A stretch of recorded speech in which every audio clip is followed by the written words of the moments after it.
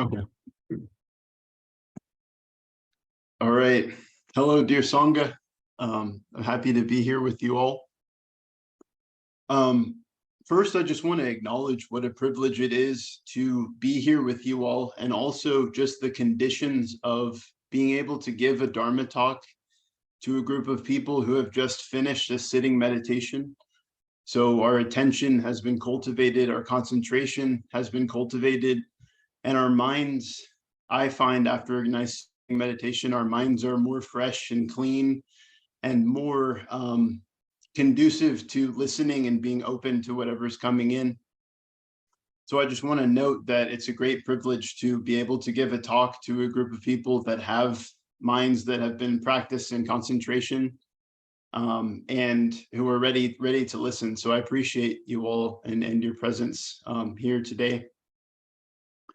And so the topic of my talk is about types of hearts and kind of how we can move from maybe states of our heart that are more difficult, and moving from there to states of heart that are more conducive to awakening, to enlightenment, to compassion and loving kindness. So first I wanted to note just kind of how I came up with the topic of this talk. Recently, my dad purchased a new house, and I went to go visit him there. And in the morning, I woke up and went for a run, and then came back and sat outside on the patio, on his new patio. And one thing that surprised me was he had bought two Buddha statues, two big life-size Buddha statues. And I was sitting there between these two Buddha statues and just cooling down in the morning sun, which is pretty much impossible down in Texas, but gradually trying to cool down, and just kind of watching my breath and being present and noticing the wonders around me. And this quote kind of floated into my mind that comes from the Bible, the Old Testament, the book of Ezekiel, where God says to the prophet, he says, "I will give you a new heart and put a new spirit in you. I will remove from you your heart of stone and give you a heart of flesh." So when that kind of came into my mind, I thought that was a really interesting point, and I thought it would make a good talk on some aspects of the mindfulness practice and how we cultivate a state of having a heart of flesh, or a heart that responds to suffering, or a heart that's aware of the suffering in the world as well. And so the Buddha taught that life is suffering, is the first noble truth. There's elements of life that are dissatisfactory, that are hard, that can produce difficult states of mind and of heart. And the first step is just acknowledging that that exists, that there's suffering in life, and just acknowledging that that's the case, not trying to run away from that truth, but just seeing it for what it is, which is a truth of life, and also a step along the path to enlightenment, to moving towards more skillful states of being. So I think it's important to talk about and identify those states for the good of our own selves, and for the good of our community, for the good of our practice.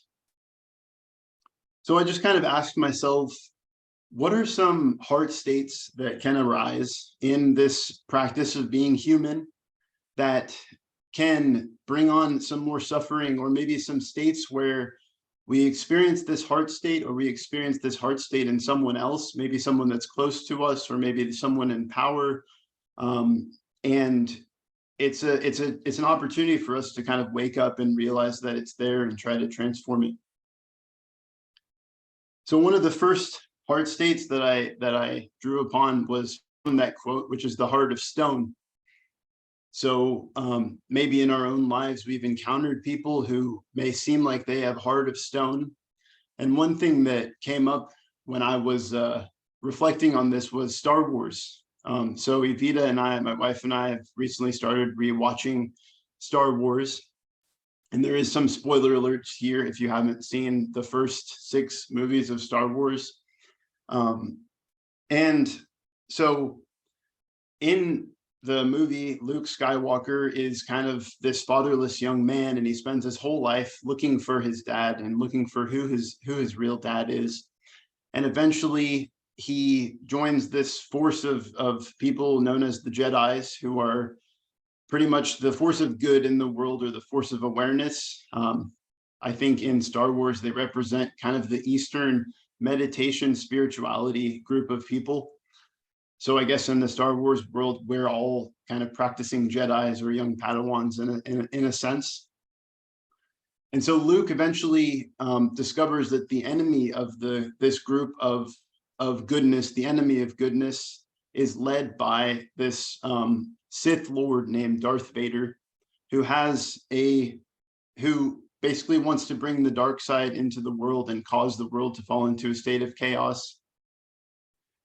Anyway, he ends up going and fighting Darth Vader, and in their fight, Darth Vader says to Luke the classic line, "Luke, I am your father." Then he proceeds to slice off his arm and kick him into a bottomless pit. And when I saw that scene, I thought, wow, that's really stone-hearted there. So Darth Vader is an example of someone who has a very stony, stone heart.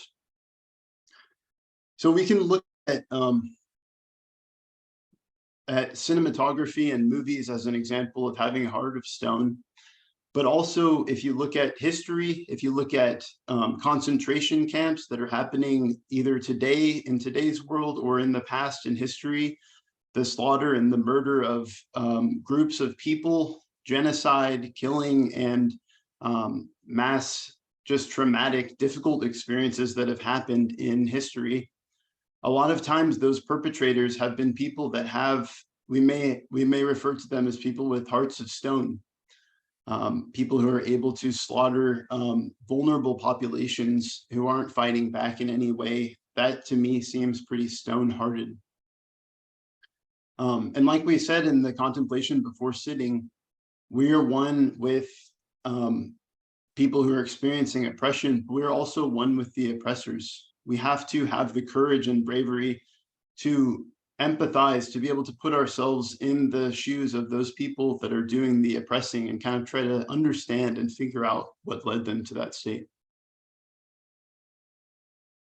So I think related to the heart of stone, another heart state would be an ice cold heart. So where maybe someone's pleading for a sense of mercy or compassion, and they're asking for that to be let go or to be released or to be treated with some kindness. And maybe the response is just that there's no kindness available. The suffering, the pain, the traumatization is going to continue. And there's no changing in response to someone talking about their own suffering. I think the heart of stone and the ice cold heart are related, in that there's a sense of just being shut off to the sense of causing others any pain or suffering along the path. It can be difficult to experience someone who has that heart state in many ways. Similar to that would be the term heartless. When you think of someone who is heartless, again, not someone who lacks the ability to provide mercy or kindness or compassion. You may think of the Kanye West song Heartless, where it says, "How could you be so heartless? How could you be so Dr. Evil? You're bringing out a side of me that I don't know." So heartless, sometimes that can come up in regards to romantic relationships, where we may want to form a bond with someone, we may want to form a loving relationship with someone, and we get broken up with, or something happens where the person just seems like they're heartless. And a lot of the popular culture, a lot of the media, a lot of music and songs have been inspired by being mistreated by someone who's heartless, kind of figuring out how to deal with that, how to deal with the pain of being hurt in a romantic relationship, and trying to move on from that. So maybe if you've had an encounter with someone who may have been heartless, one state that you may have experienced yourself, I know I've experienced this at certain points in my life, is maybe having a broken heart. So that's where something that you wanted to happen or something that you really hoped would happen doesn't end up happening. That could be in regards to a relationship. It could be in regards to a dream or a goal or some passion that you had. And it just doesn't work out. For whatever reason, we hope that something will happen in the world. We hope that something will happen for us in our own lives. And sometimes life just seems to kind of take a different turn and doesn't lead us in that path. And it can be hard to have that happen sometimes. It can be hard to experience that disappointment, to be let down in that way. And just knowing that there's many people out there in the world who have experienced that. They may feel that their heart has been broken by life or by other people. And that's another one of those difficult or hard heart states that can come up. So kind of building, so far we have the heart of stone, the ice cold heart, a state of being heartless. We have the broken heart. And I think maybe if we've experienced a lot of disappointment, a lot of trauma, a lot of mistreatment in our lives, we may come across a state of heavy-heartedness. So this heaviness of heart, when I think about that, I think of maybe experiencing a lot of grief and loss in our lives that has been unresolved. Maybe a heavy heart can come from our own awareness that we've acted in ways that have been unhelpful or caused a lot of harm to others as well. I think a heavy heart sometimes can be associated with a state of remorse or regret about things that we may have done to our loved ones or our family members or our community or society, things like that. So the heavy heart is something that's present. It can also, I think a heavy heart can also come from just bearing witness to systems and systems that cause a lot of suffering and pain for other people. So I think of Thich Nhat Hanh in Vietnam, witnessing the slaughter of a lot of Vietnamese people through the Vietnam War, and trying to remedy it, but in the end, seeing that the onslaught of pain and suffering just kind of kept coming. I think that's applicable to a lot of situations in warfare where maybe soldiers, I know in the Vietnam War, a lot of American young men were sent over to Vietnam kind of against their will, picked out in a lottery to go over and fight and kill. And so they probably went off to war with heavy hearts. So war is one of the human systems that can cause a lot of heaviness of heart and intergenerational trauma that can generate a lot of suffering and pain in the world. And so just knowing that that's the case all throughout society. Sometimes American soldiers have been able to be the cause to relieve that, such as in World War II, going over to the concentration camps and liberating the Jews from that situation. But also armies and wars causing a lot of pain and suffering. So I don't want to create this scheme that America is good or bad, but in certain situations we've caused suffering, and in certain situations we've alleviated some suffering. So war is complex, but a lot of time it can be painful, and it can lead to this heavy-heartedness in many ways. So moving out of the human realm, we can go into the plant realm. There's things called artichoke hearts, which I'm not a very big fan of. And there's things called hearts of palm, which are these little white, kind of moist, chewy things that mold pretty easily that I like quite a bit more. My wife is a big fan of artichoke hearts. So when she cooks those for dinner, sometimes I have sort of a heavy heart while I'm eating those artichoke hearts.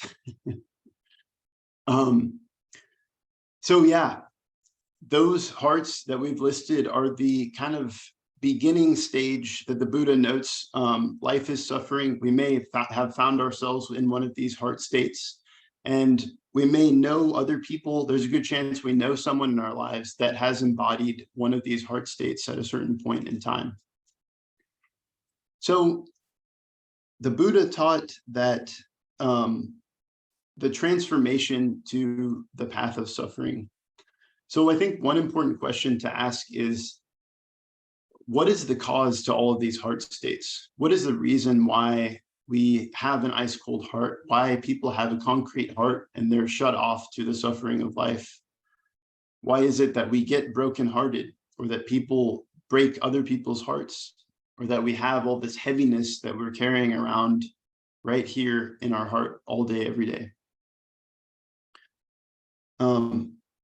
So the Buddha taught that there are, in the practice of mindfulness, in the practice of meditation, the practice of moving towards enlightenment, there are three poisons that we need to look out for, three things that you could say they're poisons of the heart that lead us to cover up the sense of awakening heart, the sense of having a light heart, sense of having a compassionate heart.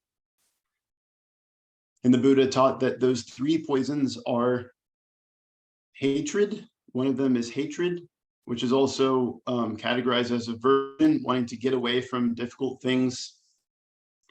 The second one is clinging, which can also be known as greed. So wanting to gather as much as one can for oneself, oftentimes at the expense of other people. And the third is ignorance or indifference. So our inability to look into the pain and suffering of life, our inability to have a deeper insight into what's going on, is three of those poisons that I think can serve as an explanation for why we develop a concrete heart or an ice cold heart or a difficult heart. So, and again, the Buddha also says, don't just take in whatever he's saying, but also question it and see if that works for you. In your own experience, does hard-heartedness come from those three poisons of hatred, greed, and ignorance, or is it something else that seems to contribute to that? If you have a different answer for that, maybe we can discuss that during the sharing circle after this talk as well.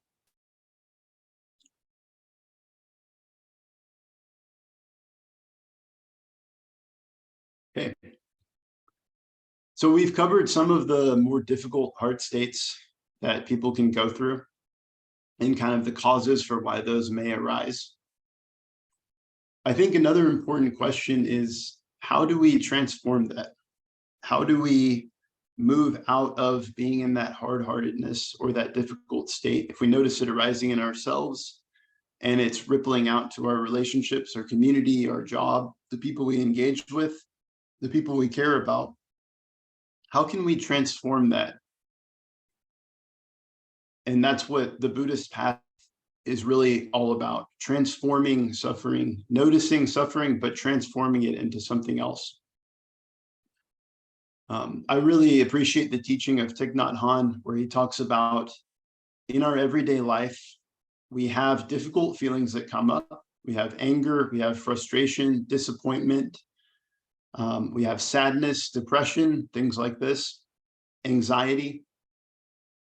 And if we don't have a practice, if we don't have any help for how to deal with these things, we may try to push them down. We may resist them arising. We may run away from them or turn to substances or turn to consumption to try to lose ourselves and get away from these feelings. Thich Nhat Hanh talks about, when we do that, when we run away from these difficult feelings, it creates knots in our consciousness, like a string that's being strung out. Normally, it's just a straight string with no knots in it. But the more we try to suppress and try to run away from difficult experiences and feelings, the more our consciousness becomes more knotted up. There's all these knots and hitches in our everyday consciousness. And so with the practice of mindfulness, or actually, when I think of those knots in the string, I think that's also a good explanation of how a concrete heart comes up, or how stone heart or how an ice cold heart comes up, because there's so many knots in one's consciousness, they're not seeing things clearly. So when those knots are there, our consciousness may become colored with the fear or the anxiety or the anger or the frustration or the rage, and that just becomes our way of viewing the world. So in order to transform that, we practice sitting still, we practice taking deep breaths, we practice developing our sense of concentration through regular mindfulness meditation practice. And when we do that, as Thich Nhat Hanh says, those knots start to come undone, and we start to become more clear about our own experience, about our own life. We can start to develop more insight into what's going on. We're not carried away by those difficult states, but we can look more deeply into what's really going on in the matter and what's causing it and how to remedy it and how to approach it with a more calm, even keel than just reacting to whatever's going on. So mindfulness can be a way of transforming those difficult heart states. And to that note, I think diligence is really important as well. So if we want to transform our heart, if we want to experience more of these positive heart states, having a regular practice is really important. Having a Sangha is really important.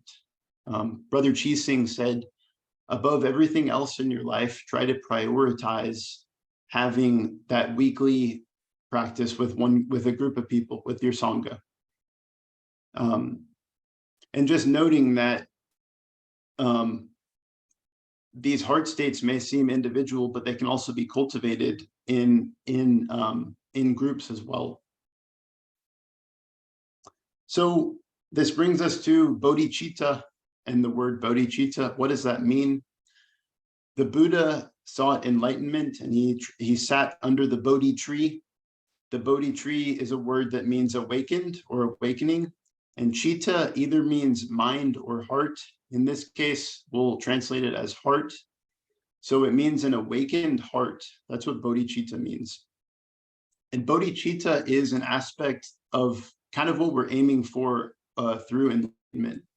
I want to read from this book called For the Benefit of All Beings by the Dalai Lama, which is where he does a discourse on The Way of the Bodhisattva by Shantideva, which I highly recommend if you haven't read that book. And he says, a good heart is the source of all happiness and joy, and we can all be good-hearted if we make an effort. But better still is to have bodhicitta, which is a good heart imbued with wisdom.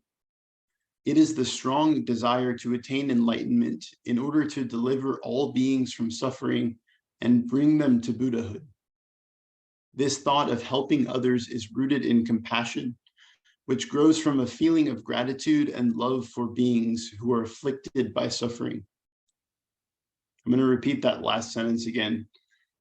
This thought of helping others is rooted in compassion, which grows from a feeling of gratitude and love for beings who are afflicted by suffering. So a good heart imbued with wisdom is the bodhicitta, and it's rooted in compassion, and it's rooted in taking actions and doing things that are helpful to others, trying not to cause harm to them, but also helping them and trying to improve their lives, improve their situation, and having gratitude and love for all beings who are afflicted by suffering. So the perspective of the awakened heart is noting that life has a lot of suffering, life has a lot of pain and difficulty for people, and letting that awareness open your heart up to compassion, and letting that compassion affect your actions, your speech, your thought, so that you're moving in the direction of helping other beings to develop their own inner awakened nature. So that's a very powerful thing. So I want to spend a few minutes just talking about more of those qualities that are associated with bodhicitta and some other words that might point us to what exactly that means, how it can look to us practically. When we do the refuge chant, we say, we take refuge in the awakening heart of infinite light, that which shows us the way in this life. And I want to just stop there for a second. I think sometimes we may recite that and go over it and not really stop and reflect on it. But just take a minute to think of an awakening heart of infinite light. And just like noting like how powerful of an image that is. An awakening heart of infinite light. There may be different images that come up for you in that, but just being aware of that is something that we can come across in our practice and maybe make the aspiration to cultivate in our lives. An awakening heart of infinite light. That sounds way better than having an artichoke heart for dinner to me. I wish I could be there in person to see if you all are actually laughing at my jokes or not, because I can't really hear. So, but I can see Paul nodding, so that's pretty nice. So some other elements of the bodhicitta, the awakening heart, are a sense of tender-heartedness. So when I think of the concrete heart or the stone heart, it seems like the opposite of that is a tender heart. A tender heart, which is where when we encounter suffering, we're actually impacted by it. We actually let ourselves be affected by it. When we see children being abused, we let ourselves be affected by it, and then we take action to stop it. When we see that people are being killed in wars, we let ourselves know that that's going on, and we try to investigate and see if there's anything we can do about it. When we see that there's people living on the streets, people begging for food who are starving, children, families, and grown people and old people who are in that state, we can be aware of that and try to do something to change it. We don't just drive by and kind of try to forget about what's happening, but we have to awaken to the fact that that's happening and try to do something to alleviate it. I think there's many different things we all can do as a Sangha to try to alleviate that suffering in our own communities, in our own lives.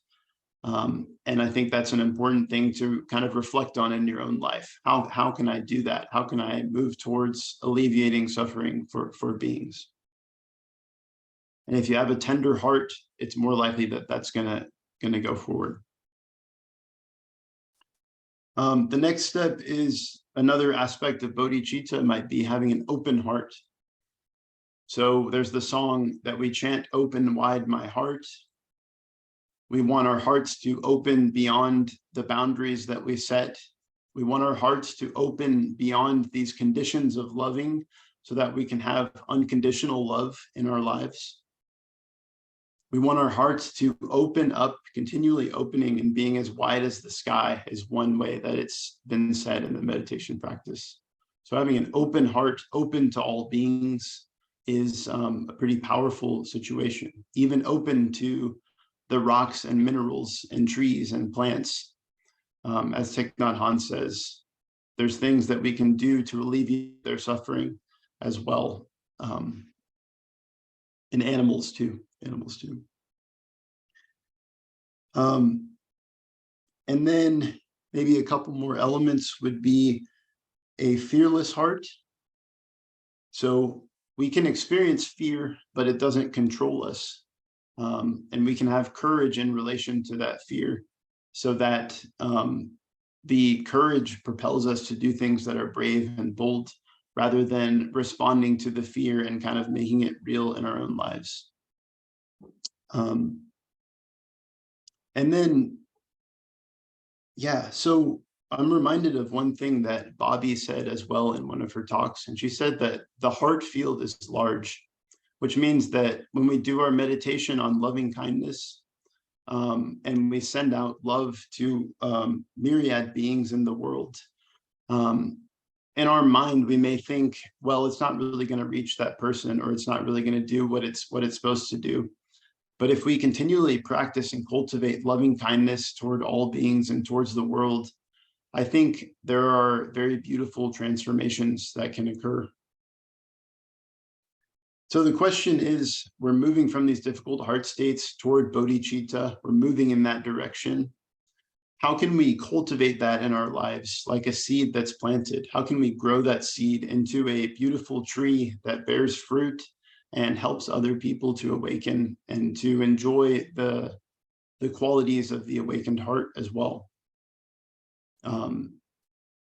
So if you've ever tried to plant something and you plant one seed and then you never come back to water it, there's a really small chance that it will grow unless you live in a temperate region that has a lot of rain. But it takes effort and regular practice to sustain and to grow these qualities of the heart. So some answers that I have for that are in my own life. When I do meditation every morning, I get up and I sit for at least 20 minutes and do the breathing meditation. And then I close with that same chant that we do in the group Sangha, which is, may all beings be happy, may all beings be free, may all beings be joyful. And I think through chanting that every day, and sometimes even in the car while I'm driving, I think that waters the seed of bodhicitta and helps it to grow. When we do the closing 4 vows of awakening beings, countless beings we vow to free, ceaseless afflictions we vow to end, limitless truth doors we vow to open, the deepest paths of awakening we vow to realize. I think that's watering that seed of bodhicitta. We can also write down those beautiful phrases and put them on a post-it note on our mirror, or place them in our car, or put them on a note on our phone or something that reminds us that this is what we're trying to do. We're trying to cultivate this compassionate, loving heart that seeks to benefit beings and to alleviate and be aware of the suffering that's happening in our lives and in the world around us. I think if we can do that, that is a extremely powerful tool that we can use to transform the world in a positive way. So thank you all for listening to my talk today. I'll go ahead and bow out. And if you'd like to share comments, concerns, challenges, questions, anything you have for me, that would be much appreciated. Thank you all for listening, and I'll look forward to hearing what you have to say. Thank you, Nic, for your words and sharing on this topic.